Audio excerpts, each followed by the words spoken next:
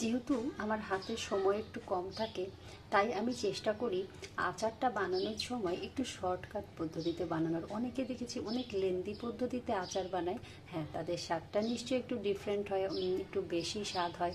কিন্তু আমি না আজকে 3টা আম নিয়ে জাস্ট খুব শর্টকাট একটা পদ্ধতিতে আচারটা করলাম। ভাবলাম কি যদি এভাবে ভালো হয় তাহলে একবারে 10টা আম নিয়ে আমি একই প্রসেসে আচারটা বানাবো। তো যাই হোক, প্রথমে হচ্ছে